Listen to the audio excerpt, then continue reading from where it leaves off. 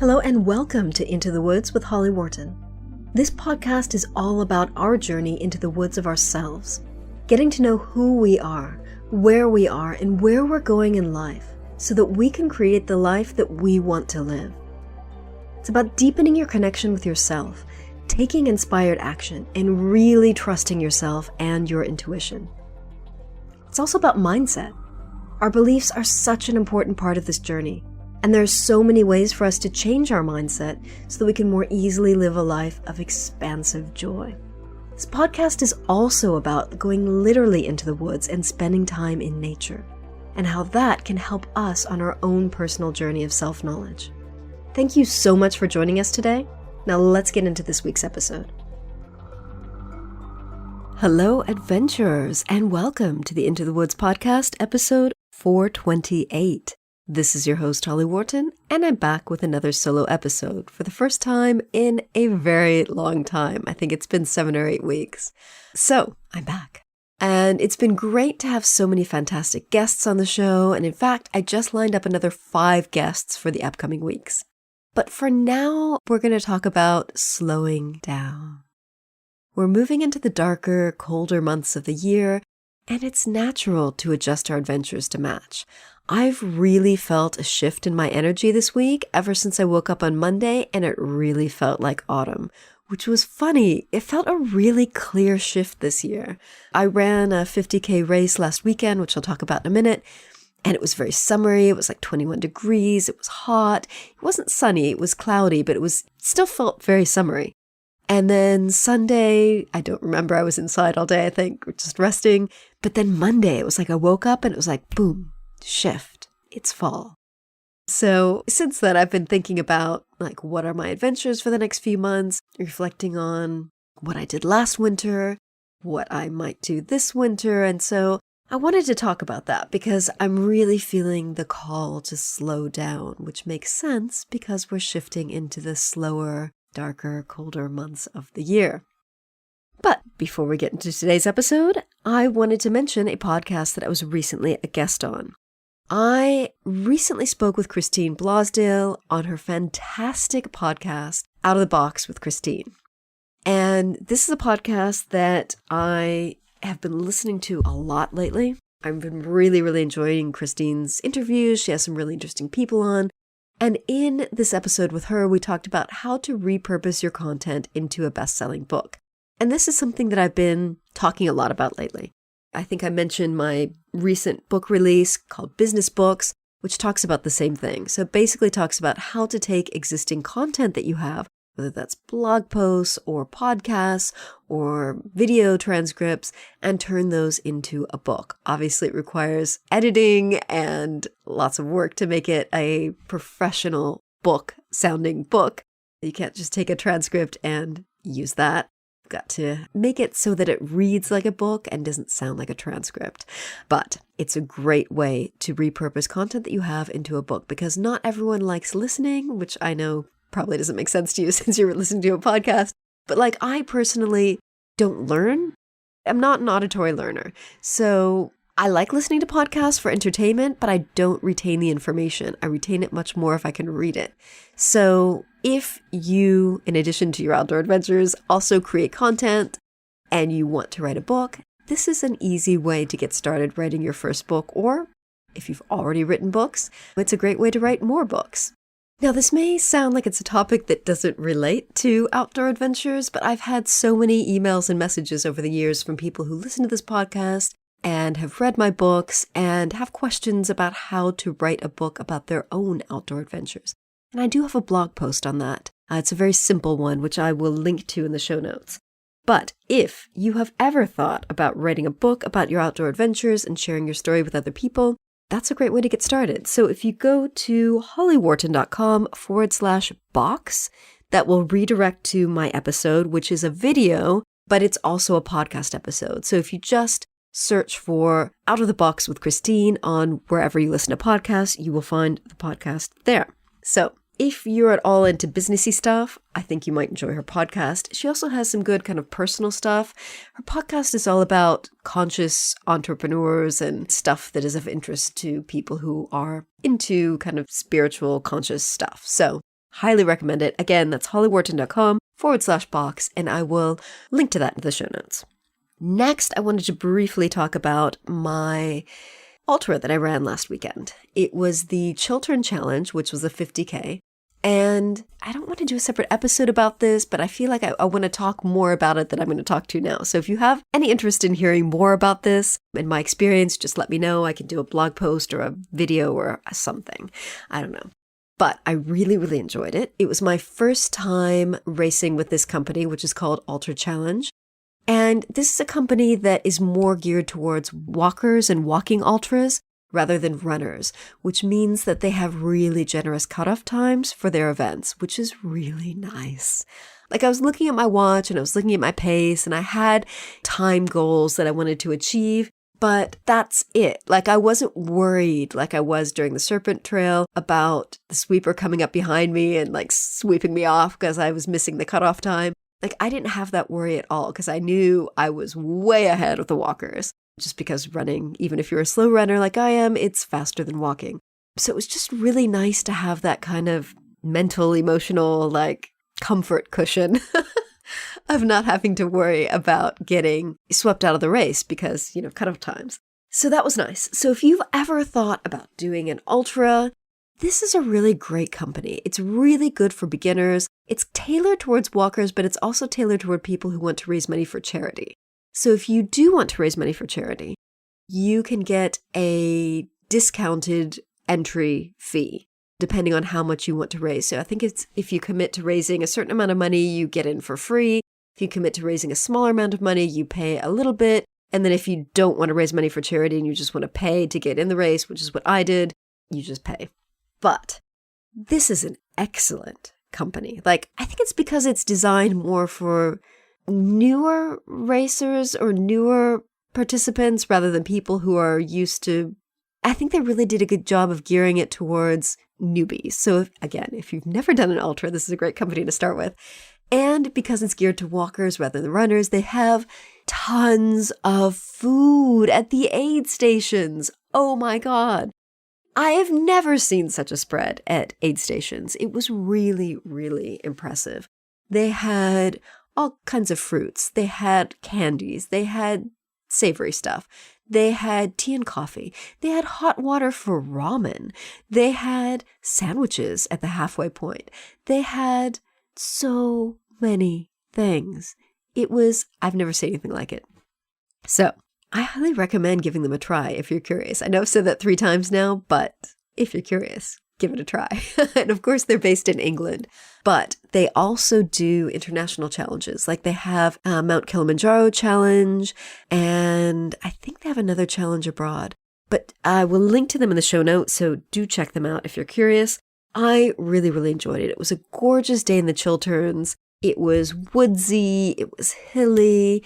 It was just really lovely. And it was only, and I say that with air quotes, 50K, which I was, after doing the 100K in July, I was thinking, should I bother with a 50K?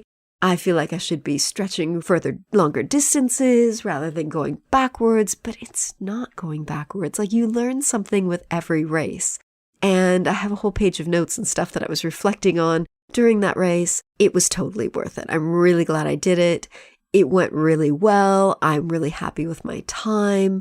It was just a great day out on the trails. It was great weather. Like I said, it was a bit too warm. It was really muggy, but it was overcast. So it was nice and gray and not sunny, which is nice for running. And of course, we were in the trees at sometimes. It was woodsy.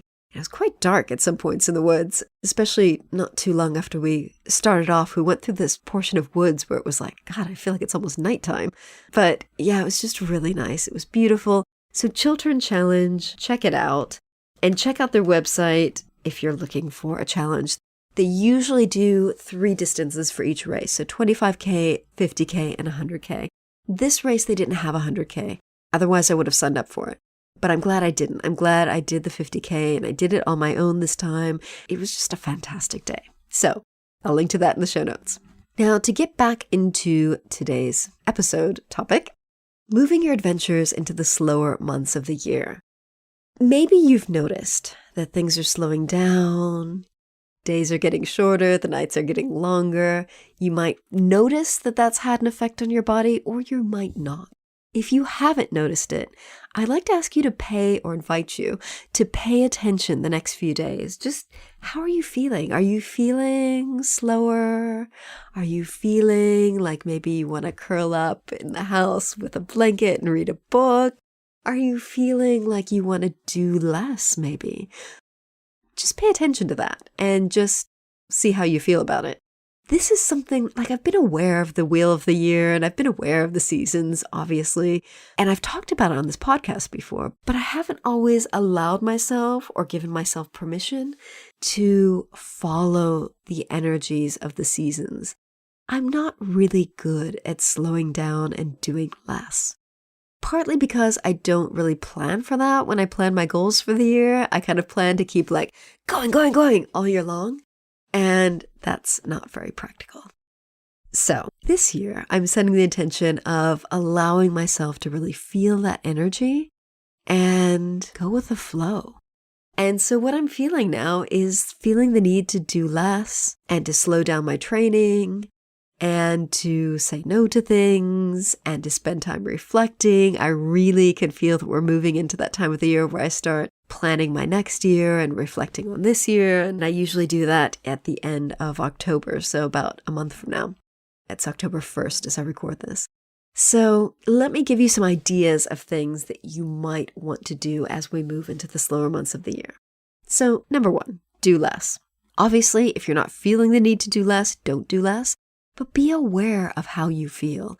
And if you're feeling like you might want to do less, and that could be fewer adventures or shorter adventures or easier adventures, then listen to your body and listen to your system and give yourself permission to do less. And maybe slow down your training unless you have events. So I don't have any events planned or booked for the rest of the year.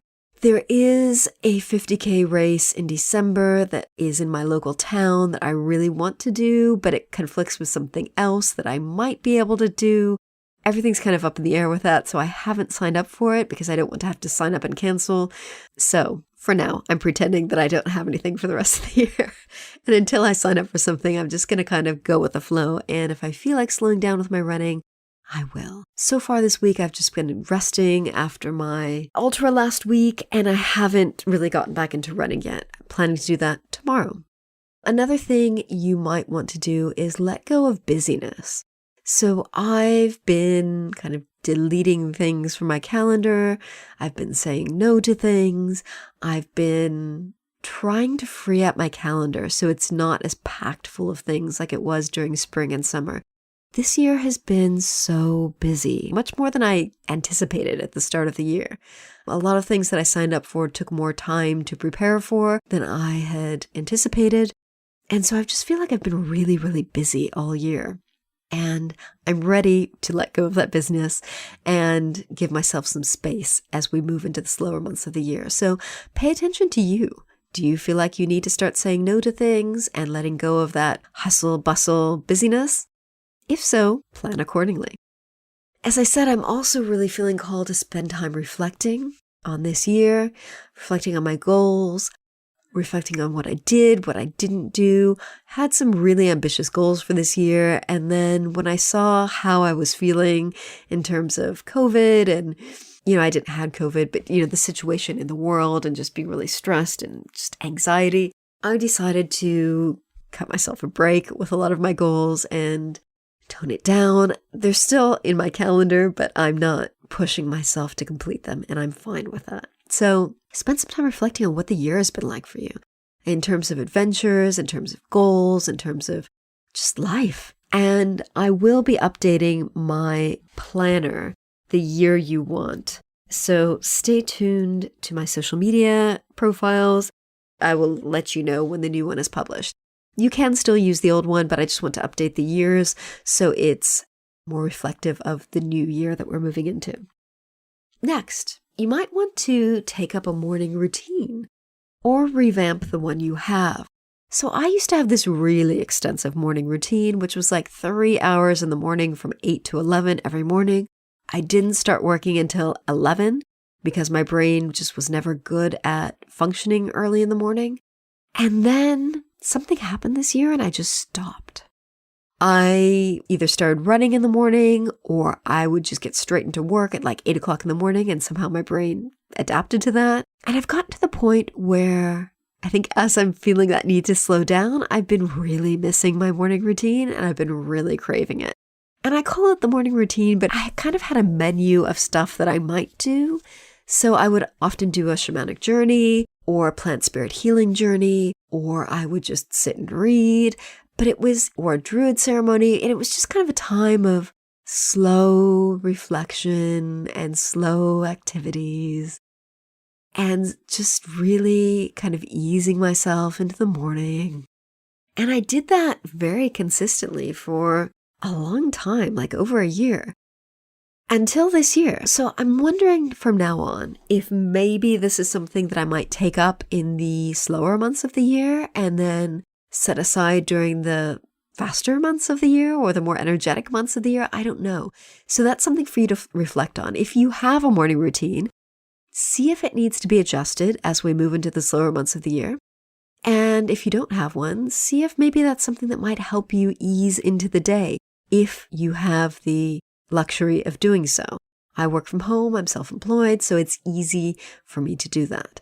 I know that's not easy for everyone. But even if you have a job where you work outside the home, you might, morning routine doesn't have to be like a 3-hour marathon. It can be like 15 minutes or 20 minutes or a half an hour or something shorter, where you just journal or reflect on the day or meditate or something that really just helps you ease into the day and get ready for the day ahead. Another thing, I was talking about saying no to things and letting go of business. You might want to avoid adding anything new to your calendar. So adding any new events or any new adventures, again, that's up to you. Pay attention to what you feel like. And if you feel like not adding new things to your calendar, then give yourself permission to do that. Unless the activity is something that relaxes and refreshes and recharges you. Obviously, if it's something that's going to make you feel better, do it. You might want to think about engaging in slower activities. So you might want to walk instead of running. I'm really feeling called to do a bit of walking again. You might want to start meditating or meditate some more. You might want to take naps or baths. Do the things that you feel called to do, even if they're very different from the kinds of things you've been doing all year round.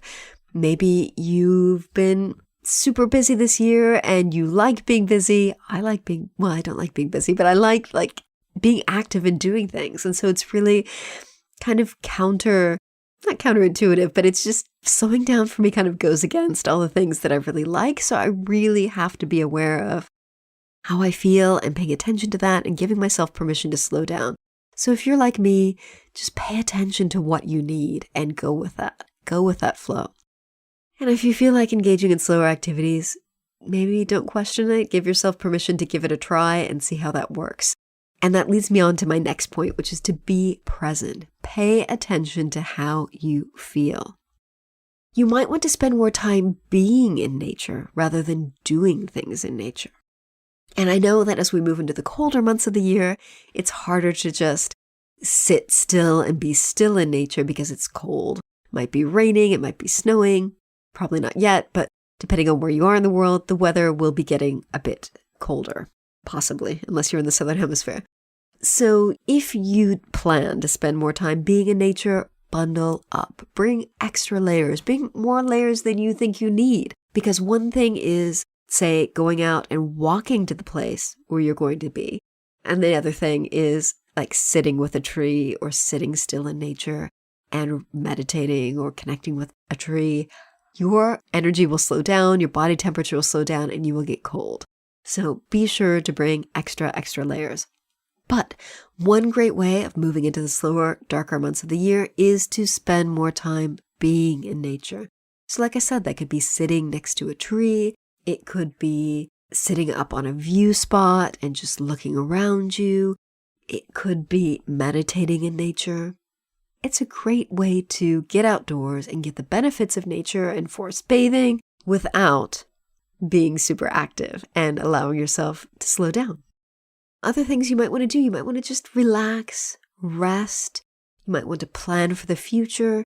You might want to start thinking about planning next year's adventures. So this year was the first year in a while that I didn't do a long walk. So even last year in the midst of COVID, we had that break in lockdowns and I was able to walk the Ridgeway in September and it was absolutely fantastic and it was so good. And it's been a year since I've done that. And I miss it. And I don't know how I managed to get through the year without doing a long walk, but it was a busy year, like I said. So I was invited by a couple of friends to walk the coast to coast next year. We're still figuring out dates, probably going to be April, May, but I'm really excited. So we're going to walk it, we're going to wild camp it, and this is a very new thing for me. So I've started buying maps and I bought a guidebook. They should be arriving today. And I'm going to start planning that adventure. And just the fact, like yesterday I was watching a couple of YouTube videos about this guy who was walking the coast to coast. And it just like ignited that expansive joy feeling of planning a new adventure. I'm super excited about this. So it's an easy way to kind of get adventure in your head without actually doing things by planning your next adventures. So think about what you might need to do to plan your next adventures, what you might need to do to achieve them. If you need to train, you might want to set up a training plan. And that doesn't mean that you need to start a training plan, but you can start thinking about that. Think about what you want to do next year and just start reading about it, like reading blog posts, watching other people's videos. That's super exciting. You might also want to take this time to sign up for next year's events. So my husband and I are looking at the different ultras we're going to run next year. We've already signed up for one. I need to sign up for another one. So plan your next year's events. Plan your training for those events. Start thinking about what you want to do next year.